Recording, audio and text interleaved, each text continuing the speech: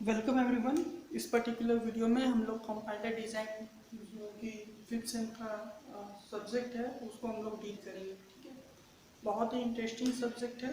इसमें कुछ कुछ चीज़ों का ध्यान रखना पड़ता है, बाकी आराम से होता है। ठीक है, तो कंपाइलर डिज़ाइन को पढ़ना शुरू करते हैं। तो सबसे पहले बताओ आपको कंपाइलर क्या होता है। एनीवन, कंपाइलर क्या होता है? कंपाइलर क्या होता है? कंपाइलर देखो, जब हम लोग जब कोई फॉरेनर इंडिया आता है, और पर्टिकुलर हिंदी तो हम नहीं बोल सकते, हिंदी तो लगभग लगभग को बहुत ही लोगों को आता है। कोई एक वहाँ का रीजनल स्टेट का जो भी लैंग्वेज होता है, उसको वो फॉरेनर को अंडरस्टैंड करने के लिए एक पर्सन का ज़रूरत होता है, जिसको वो क्या कर सके, रख सके, ताकि उसको वो ट्रांसलेट करके दे। राइट। सो हमारा जो कंप्यूटर सिस्टम है उसको हमारा लैंग्वेज समझाने के लिए हमें एक कंपाइलर का ज़रूरत होता है। क्या मतलब है? जो भी हम लोग का कंप्यूटर है वो सिर्फ बाइनरी डिजिट में ही समझता है। हम लोग लिखते हैं हैश, हम लोग क्या लिखते हैं?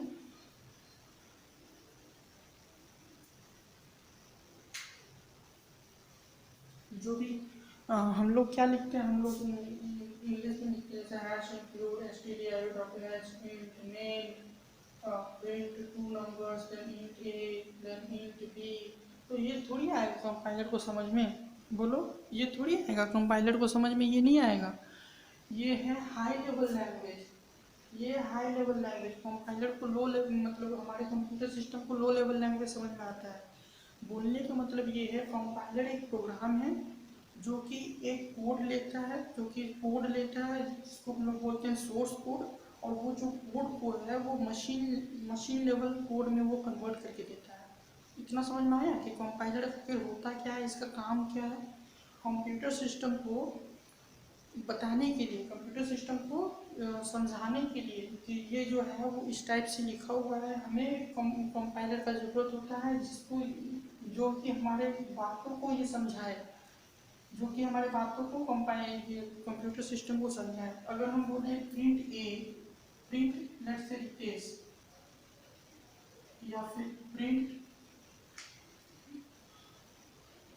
राम, तो ये तो हमें मालूम है ना कि हम इसको बोल रहे हैं प्रिंट करना। लेकिन इसको कंप्यूटर सिस्टम को थोड़ी मालूम होगा ये कि इसको प्रिंट करना है। So there should be someone, और देयर मस्ट बी समवन जो कि इसको बताए कि ये सारा काम करने बोल रहा है। तो बेसिकली अगर हम प्रोसेसिंग सिस्टम, जो सी लैंग्वेज प्रोसेसिंग सिस्टम है, इसके बारे में बात करें, तो basically there are 4 stages. Right, ये 4 to 5 वैरी करता है। तो जब भी हमारा सी कोड जब भी आता है, तो जब भी सी कोड आता है तो सबसे पहले ये प्री प्रोसेसर का काम आता है। सबसे पहले प्री प्रोसेसर का काम आता है।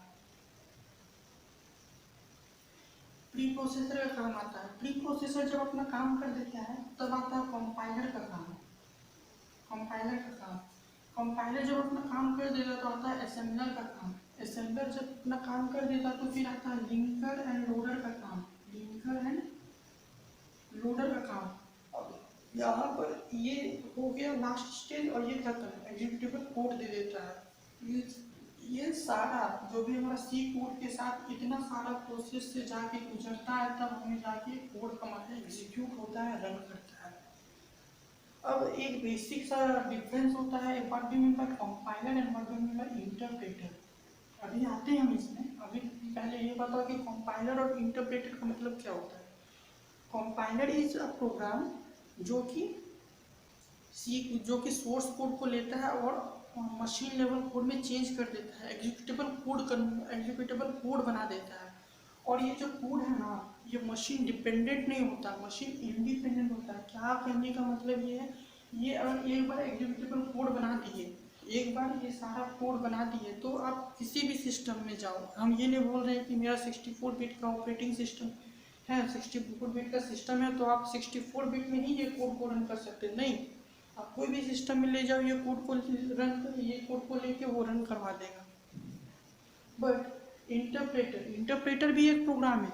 बट इंटरप्रेटर भी एक प्रोग्राम है जो कि कन्वर्ट करता है अपने एग्जीक्यूटेबल कोड में, मतलब एग्जीक्यूटेबल कोड नहीं, जो कन्वर्ट करता है अदर लैंग्वेज में, बट वो लाइन बाय लाइन कन्वर्ट करता है। फॉर एग्जाम्पल हम लिखे हैं प्रिंट हेलो। सो हम बात क्या कर रहे थे कि कंपाइलर और इंटरप्रेटर के बीच में डिफरेंस क्या है। कंपाइलर कोई भी एक कोड लेता है जिसको वो एग्जीक्यूटेबल फाइल में कन्वर्ट कर देता है, एग्जीक्यूटेबल कोड में कन्वर्ट कर देता है, और वो जो एग्जीक्यूटेबल कोड होता है वो आप किसी भी सिस्टम में रन करवा सकते हो। बट इंटरप्रेटर जो है वो सिस्टम डिपेंडेंट होता है। मीन्स अगर इंटरप्रेटर क्या करता है कि अगर कोई कोड को रन करवाना, जैसे पाइथन का अगर रन करवाना है तो उसके लिए पाइथन रन करवाने के लिए उसके लिए रहना चाहिए आपका वो इंटरप्रेटर रहना चाहिए, तब जाकर वो पाइथन का प्रोग्राम रन करेगा, अदरवाइज नहीं रन कर पाएगा। ठीक है, बेसिक सा ये समझो कि अगर कंपाइलर को कोई भी चीज़ रन करवाना, मान लो stdio.h रन करवाना है, तो ये पूरे को ये पहले प्रोसेस करेगा, पूरे फाइल को पहले ये प्रोसेस करेगा, फिर ये एग्जीक्यूटेबल कोड में कन्वर्ट करेगा, .exe कोड में कन्वर्ट करेगा, फिर जाके ये रन करवाएगा।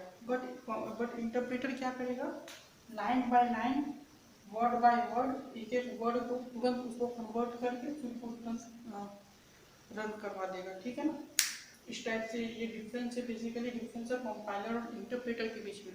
अब हम लोग आते हैं अपना फिर से यही डिस्कशन के बीच में कि कंपाइलर जो सी लैंग्वेज प्रोसेसिंग सिस्टम में बेसिकली होता क्या है।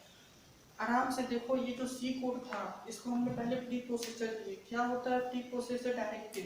प्री प्रोसेसर का काम क्या है कि जो भी हमारे फाइल में हैश से जो सिंबल होता है उसको मेन फाइल में इंक्लूड करें। क्या मतलब है इसका? इसका मतलब ये है कि एक फाइल है लेट्स से f1.c और दूसरा फाइल है f2.c।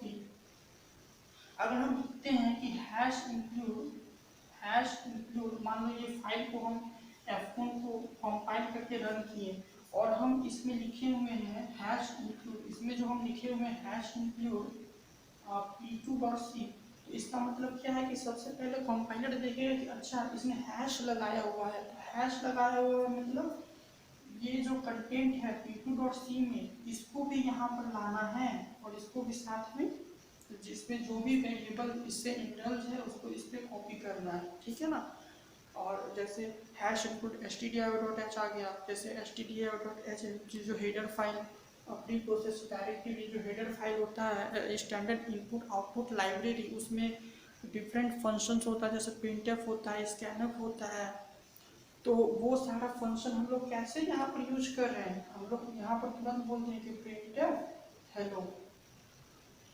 तो कौन क्या करता है प्रिंटफ का एक्चुअल काम हैश इंक्लूड stdio.h में लिखा हुआ है। तो देखा प्री प्रोसेसर का काम क्या हुआ कि यहाँ पर जो भी फाइल है इसके अंदर उसको मेन फाइल में इंक्लूड कर दो।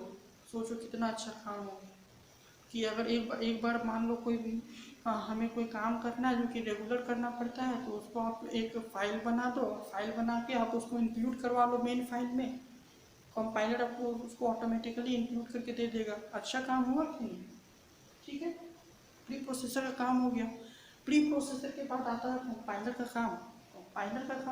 कंपाइलर क्या करेगा बोले तो अभी जो सी कोड था इसको कंपाइल करके असेंबली कोड में कन्वर्ट करेगा। क्यों असेंबली कोड में कन्वर्ट करेगा? ठीक है, चलो छोड़ो इसको। असेंबली कोड में कन्वर्ट करेगा, आगे बताएंगे क्यों करेगा या कैसे करेगा। और फिर आता है असेंबलर के पास। असेंबलर इसको जो असेंबलर है इसको जो है वो करके ये चेंज करके देता है मशीन लेवल कोड में। मशीन लेवल कोड जो कि रीलोकेटेबल इन नेचर होता है। कंपाइलर जो असेंबलर जो है वो machine level code assembly code को लेता है और इसको मशीन कोड में कन्वर्ट करता है। मशीन कोड में कन्वर्ट करता है जो कि रीलोकेटेबल होता है। रीलोकेटेबल का मतलब अभी तक इसका एड्रेस जो है, इसमें मान लो हमारा फाइल सिस्टम है, मान लो हम दूसरे सिस्टम में हम लोग कुछ रखे हुए हैं, तो अभी तक इसका जो एक्चुअल एड्रेस या उसका डेटा अभी तक हमें मालूम नहीं है। तो ये रीलोकेट करता है, मीन्स रीलोकेटेबल होता है, मीन्स फिर से उसको जहाँ पर भी लोकेशन में स्टोर है उसको वो क्या करता है, एक्सेस करता है। समझा? फिर आता है काम मशीन कोड को लिंकर और लोडर में करते हैं। लिंकर क्या करता है, पर्टिकुलर फाइल को लिंक करता है। मीन्स f1.ca था, f2.c है, तो दो फाइल है, इसको लिंकर क्या करेगा, लिंक करेगा। लोडर का क्या करेगा, यहाँ पर कोई अगर वेरिएबल है तो इसको इस फाइल में लोड करेगा। As simple as that. C language processing में ये सारा चीज़, मेन चीज़ ये है कि पहले प्री प्रोसेसर आएगा, प्री प्रोसेसर अपना जो भी काम करता है वो काम करेगा, फिर कंपाइलर आएगा, कंपाइलर जो है सी कोड को असेंबली कोड में करेगा, असेंबली कोड को इसने असेंबलर जो है वो ट्रांसलेट करके मशीन कोड में कन्वर्ट कर देना है। मशीन लेवल कोड जो कि रीलोकेटेबल होता है, क्यों रीलोकेटेबल होता है, इसलिए क्योंकि इसका एक्चुअल एड्रेस अभी कैलकुलेट करना बाकी है। अब काम आता है लिंकर एंड लोडर का, और ये एग्जीक्यूटेबल मशीन को दे देता है, बोलता वाह हमने जो काम करना था वो हमने कर दिया। राइट, तो बातें यहाँ यहीं ख़त्म नहीं हो जाती है, होता तो यही चीज़ है, लेकिन इसी में बहुत सारी चीज़ें करनी पड़ती है। ठीक है, देखो ये जो मेन चैप्टर है ना कंपाइलर डिजाइन, इसमें भी बेसिक जो है वो कंपाइलर पे फोकस करेंगे। तो कंपाइलर जो है इसमें क्या क्या प्रोसेस और क्या क्या स्टेजेस होते हैं। देखो, एक तो होता है वन पास कंपाइलर, एक होता है टू पास कंपाइलर, एक होता है मैनी पास कंपाइलर, उस पर हम नहीं जाते। वन पास कंपाइलर क्या करता है कि एक ही बार में सारा काम कर देता है। अब कंपाइलर है, कंपाइलर के अंदर भी तो कुछ काम होता होगा, सी कोड को असेंबली कोड में जनरेट करने से पहले कुछ काम होता होगा कि नहीं होता होगा, होता होगा, ज़रूर होता होगा। देखो क्या होता है, 5 स्टेजेस में, 5 to 6 स्टेजेस में हम कंपाइलर को ब्रेक कर सकते हैं। फिर वो जो 5 स्टेजेस होगा या 6 स्टेजेस होगा उसके द्वारा असेंबली कोड को जनरेट होता है। असेंबली कोड फिर मशीन कोड को जनरेट करता है, फिर लिंकर लोडर एग्जीक्यूटेबल कोड को जनरेट करता है। ठीक है, तो अभी आ जाओ, देखो इसको कंपाइलर का जो भी डिफरेंट 5 और 6 स्टेजेस होता है उस पर ये पूरा कंपाइलर डिजाइन का जितना भी चैप्टर होगा वो सिर्फ कंपाइलर पे बेस्ड होगा। ठीक है, आ जाओ देखते हैं कि कंपाइलर का कितना स्टेज होता है। असेंबलर समझ गया ना कि असेंबली कोड को लेता है और रीलोकेटेबल कोड में कन्वर्ट कर देता है। रीलोकेटेबल कोड क्यों कन्वर्ट करता है, ताकि एक्चुअल एड्रेस जो है वो उसको कैलकुलेट करके मेन फाइल में इंक्लूड करे। So one pass compiler, two pass compiler बता रहे थे, उसको बताएंगे। ठीक है, तो कंपाइलर का बेसिक स्ट्रक्चर ये हुआ कि ये एक कंपाइलर हो गया। ऑब्वियसली ऐसा कंपाइलर नहीं होता है जो कि सी कोड को लेता है, जो कि सी कोड को लेता है और इसको क्या करता है, सी कोड को लेता है और इसको असेंबली कोड में कन्वर्ट कर देता है। ठीक है, स्पेलिंग पे मत जाना, अभी बातों को समझो, शब्दों को समझो।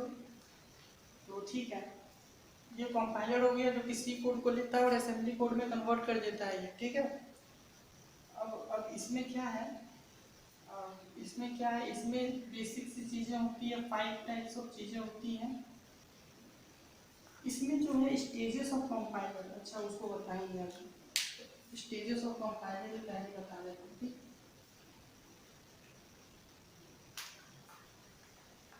स्टेजेस ऑफ कंपाइलर बताने से पहले ये समझो कि कजन्स ऑफ कंपाइलर क्या होता है। Cousins of compiler, cousin of compiler क्या होता है, अभी जो हमने बताया प्री प्रोसेसर, फिर उसके बाद असेंबलर, कजन मतलब असेंबलर, फिर आया लिंकर एंड लोडर, ये सब क्या है, कजन ऑफ कंपाइलर है। ठीक है, जो पहला जो सी प्रोसेसिंग सिस्टम में बताए थे ना वही। ठीक है, अब बेसिकली ये समझो कि जो कंपाइलर होता है उसमें जो भी स्टेजेस होता है, उसको हम क्लासीफाई कर सकते हैं या तो 5 स्टेजेस, या तो 6 स्टेजेस, या तो 7 स्टेजेस। 5 स्टेजेस में हम कैसे बोल सकते हैं कि जो कंपाइलर है वो होता है, पहले होता है लेक्सिकल एनालिसिस, फिर होता है सिंटेक्स एनालिसिस। क्या होता है, सिंटेक्स एनालिसिस। फिर होता है semantic semantic analysis. Semantic analysis इसके बाद क्या होता है, इसके बाद सिमेंटिक एनालिसिस के बाद intermediate code generation, intermediate code generation, then code optimization, code optimization. समझ रहा हूँ आपको। तो बेसिकली 5 स्टेजेस में अगर डिवाइड करना होगा तो lexical analysis, syntax analysis, semantic, intermediate code generation, code optimization. बिल्कुल भी घबराना नहीं है, अभी तो हमने डिस्कस शुरू किया है, अभी आ जाएगा सारा समझ में। तो जो स्टेजेस होता है, जो फेजेस ऑफ अ कंपाइलर होता है, स्टेजेस या फिर फेजेस ऑफ अ कंपाइलर जो होता है वो 6 फेज याद करना कि 6 फेज जो होता है वो अच्छा फेज होता है। तो 6 फेज में क्या होगा, लेक्सिकल होगा, सिंटैक्स होगा, सिमेंटिक होगा, उसके बाद इंटरमीडिएट कोड जनरेशन होगा। यहाँ पर जो है इंटरमीडिएट कोड जनरेशन, फिर code generation, intermediate code generation के बाद फिर से यहाँ पर कोड जनरेट होता है 6 पेजेस में। अभी तो 5 पेजेस ये बता दिए, 6 पेजेस में फिर से कोड को जनरेट किया जाता है, कोड को जनरेट किया जाता है, कोड को जनरेट करके बाद फिर कोड को ऑप्टिमाइज किया जाता है, कोड को ऑप्टिमाइज किया जाता है। तो ये हो गया बेसिक हमारा 6 स्टेजेस ऑफ कंपाइलर।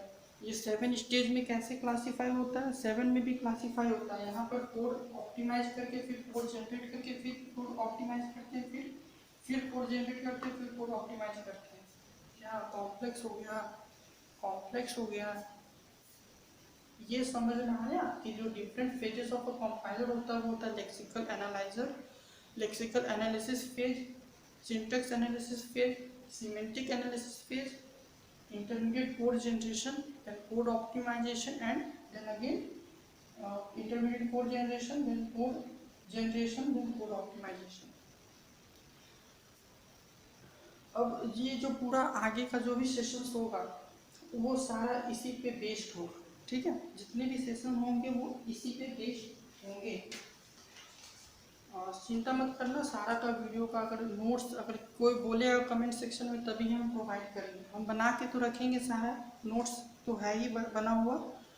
कोई बोलेगा कि अच्छा ठीक है इतना हमने पढ़ लिया, आप नोट्स प्रोवाइड कर दो, तब हम जाके नोट्स प्रोवाइड करेंगे, अदरवाइज आप रहेगा यहीं पर, ठीक है। तो ये हो गया। अच्छा ये बताओ, लेक्सिकल एनालाइजर, लेक्सिकल एनालिसिस का काम क्या होता है। ये जो है वो सी कोड को लेता है, जो भी सी कोड को लेता है। ये हम लोग क्या बात कर रहे हैं, कंपाइलर के अंदर, कंपाइलर के अंदर जो भी चीज़ें होती हैं उसके बारे में हम लोग डिस्कस कर रहे हैं, ठीक है। तो लेक्सिकल एनालाइजर क्या करेगा, सी कोड को लेगा और उसके बाद इसको टोकन में कन्वर्ट करेगा। सी कोड को लेगा, टोकन में कन्वर्ट करेगा। क्या होता है टोकन, बिल्कुल भी टेंशन मत लो, अभी के लिए बाहर में जाए टोकन, कुछ भी हमको नहीं मालूम क्या होता है। सी कोड लेगा लेक्सिकल एनालाइजर, इसको टोकन में कन्वर्ट करेगा। टोकन जो है वो सिंटैक्स एनालिसिस एनालाइजर लेगा, सिंटैक्स एनालिसिस फेज लेगा और इसको पार्स ट्री में कन्वर्ट करेगा। क्या होता है पार्स ट्री, बिल्कुल भी हमको कोई फर्क नहीं पड़ता, थोड़ी हमारी कोई है कोई फर्क पड़ेगा। सिंटैक्स एनालिसिस पार्स ट्री में कन्वर्ट करता है। पार्स ट्री जो सिमेंटिक एनालिसिस एनालाइजर क्या करता है, पार्स ट्री को लेता है और एनोटेटेड पार्स ट्री में कन्वर्ट करता है, एनोटेटेड पार्स ट्री में कन्वर्ट करता है, बोलो एनोटेटेड पार्स ट्री में कन्वर्ट करता है, ठीक है। सिमेंटिक एनालाइजर क्या करता है, पार्स ट्री को लेता है और एनोटेटेड पार्स ट्री में कन्वर्ट करता है। After that annotated parse tree जो है इंटरमीडिएट कोड जनरेशन में आता है, तो यहाँ पर इंटरमीडिएट कोड जनरेट करता है, इंटरमीडिएट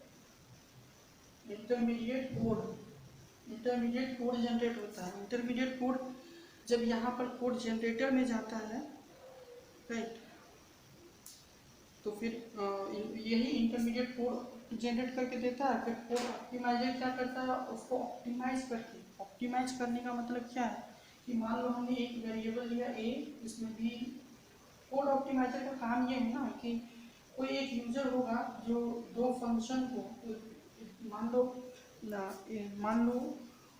कोड ऑप्टिमाइजर का मतलब समझो पहले कि अगर हमें सम ऑफ 2 नंबर यूज करना, सम हमें 2 नंबर का यूज करना, तो एक यूजर होगा a = 5 लिखेगा, b = 10 लिखेगा C equal to A plus B लिखेगा, but this is not the correct way. मतलब करेक्ट तो है but not the optimal way. Optimal way means ये इसमें हम लोग 3 वेरिएबल को हम लोग को यूज करना पड़ रहा है। तो इसको हम ऐसे लिख सकते हैं कि a इक्वल टू 5 लिख दो, b इक्वल टू 10 लिख दो, और a का वैल्यू में आप a प्लस बी को स्टोर कर दो। देखो यहाँ पर 2 ही वेरिएबल में हमने क्या किया, सम को प्रिंट करके दे दिया। सो ये हो गया तुम्हारा कोड ऑप्टिमाइजर का काम। फिर से सुनो, लेक्सिकल एनालिसिस सी कोड को लेता है, टोकन कन्वर्ट करके देता है, टोकन सिंटेक्स एनालाइजर लेता है, इसको पार्स ट्री में कन्वर्ट करके देता है, पार्स ट्री जो है सिमेंटिक एनालाइजर लेता है और इसको एनोटेटेड पार्स ट्री में कन्वर्ट करके देता है। Annotated parse tree intermediate code generator लेता है और उसको इंटरमीडिएट कोड में कन्वर्ट करके देता है। उसके बाद फिर यहीं पर इंटरमीडिएट कोड जनरेट होता है, फिर कोड ऑप्टिमाइजर उसको लेके क्या देता है, एग्जीक्यूटेबल कोड। क्या देता है, असेंबली कोड। एग्जीक्यूटेबल कोड नहीं देता है भाई, असेंबली कोड देता है, असेंबली कोड देता है। अब आया, अब थोड़ा सा आया कंसेप्ट समझ में कि पी प्रोसेसर था, फिर कंपाइलर था, कंपाइलर क्या किया, असेंबली कोड कन्वर्ट करके दिया।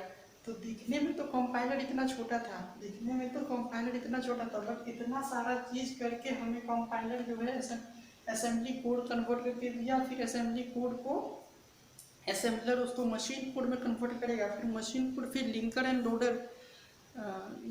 लोडर फिर वो यूज करके फिर जाके उसको हमारा एग्जीक्यूटेबल कोड बनाएगा। भाई साहब इतना सारा काम करता है कंपाइलर, हाँ इतना सारा काम करता है। ठीक है,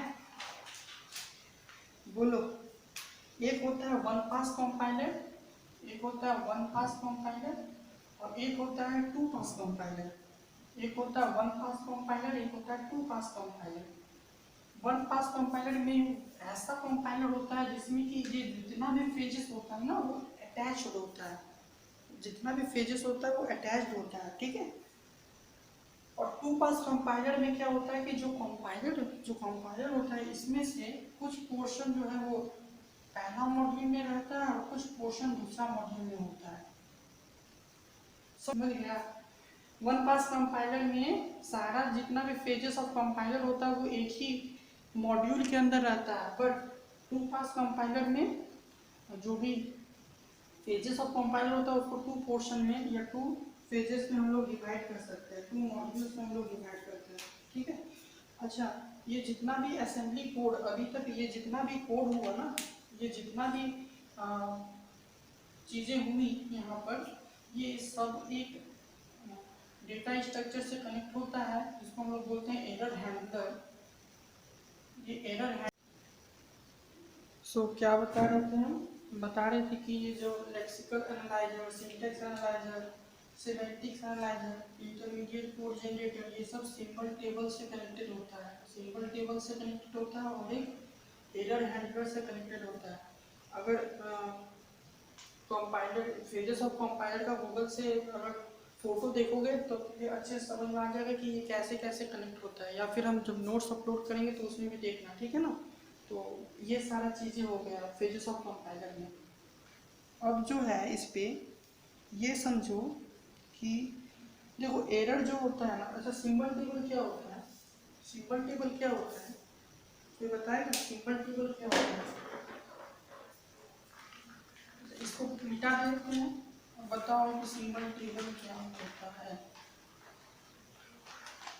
सिंबल टेबल एक डेटा स्ट्रक्चर होता है जिसमें कि हम लोग सी कोड में जितना भी आइडेंटिफायर हो गया, मतलब जितना भी वेरिएबल होता है, जितना उसका डेटा होता है, उसको हम लोग उसमें अपडेट करते हैं। सिंबल टेबल में हम लोग उसको अपडेट करते हैं, जो भी डेटा होता है वन और मोर सिंबल जो होता है उसको हम लोग अपडेट करते हैं। जैसे जैसे ये हो गया मेरा सिंबल टेबल, सिंबल टेबल।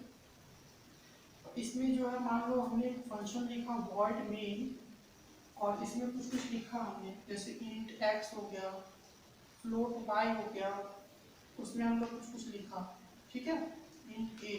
तो ये हमने क्या बताया था कि जितना भी कंपाइलर, जितना भी प्रोसेस होता है वो आपस में सिंबल टेबल से कनेक्ट होता है। सिंबल टेबल कुछ टाइप का, इस टाइप का टेबल टाइप का होता होगा, राइट। सिंबल टेबल एक टेबल टाइप का होता है जिसमें हम लोग क्या करते हैं, ये जो चीज़ें हैं ना इसको हम लोग यहाँ पर स्टोर करते हैं। ठीक है, हम लोग यहाँ पर स्टोर करते हैं सिंबल टेबल में। जैसे कुछ कुछ चीज़ें होता है जिसको हम लोग लेक्सिंग बोलते हैं, जिसको हम लोग टोकन बोलते हैं, किसी को हम लोग बोलते हैं आइडेंटिफायर, किसी को हम लोग बोलते हैं वेरिएबल। तो जैसे वॉइड हो गया, मेन हो गया, ये सब क्या है, लेक्सिन्स है। फिर ये सब आइडेंटिफायर हो गया, एक्स इंट आइडेंटिफायर हो गया। आइडेंटिफायर मीन्स इंट कीवर्ड हो गया। तो यहाँ पर कीवर्ड होता है, तो इस प्लेस में जहाँ पर कीवर्ड है उस प्लेस में हम इंट को हम लोग लिख देते हैं। ठीक है, ये समझ गया कि सिंबल टेबल क्या होता है। सिंबल टेबल से सारा कंपाइलर, सारा phases of compiler symbol table से कनेक्ट होता है। सो दैट जहाँ पर भी कोई नया सिंबल आता है तो वो डायरेक्टली उसको अपडेट कर देता है सिंबल टेबल में। क्यों सिंबल टेबल में अपडेट करते हैं, इसलिए सिंबल टेबल में अपडेट करते हैं ताकि फिर कभी फर्दर चेंजेस हो तो उस पर्टिकुलर एरिया में जाके हम डायरेक्टली उसको अपडेट कर सकें। ठीक है, उस पर्टिकुलर एरिया में हम लोग डायरेक्टली जाके उसको अपडेट कर सकें। ये हो गया सिंबल टेबल। इसमें जो है फंक्शन नेम वगैरह हो गया, वेरिएबल हो गया, ये सारा। जैसे एक्स वेरिएबल तो इसमें एक्स स्टोर हो जाएगा, वाई एक वेरिएबल तो वाई स्टोर हो जाएगा, कीवर्ड में फ्लोट है, इंट है, तो यहाँ पर फ्लोट इंट हो जाएगा, लेक्सिन में वॉइड हो जाएगा, मेन हो जाएगा, ये सेमीकोलन, ये सारा चीज़ स्टोर हो जाएगा। टोकन में भी इस टाइप से सारा चीज़ स्टोर होगा। अभी आते हैं लेक्सिन और टोकन पे, इतना घबराने का जरूरत नहीं है। ठीक है, और एरर हैंडलर से भी सारा कनेक्टेड होता है। मतलब जैसे पेजेस ऑफ अ कंपाइलर होता है ना, इस टाइप से। एक मिनट रहा है, ठीक है। पेजेस ऑफ कंपाइलर जो भी होता है, पेजेस ऑफ कंपाइलर जैसे लेक्सिकल एनालिसिस, सिंटैक्स एनालिसिस, फिर सिमेंटिक एनालिसिस, फिर intermediate code generator, then code optimiser.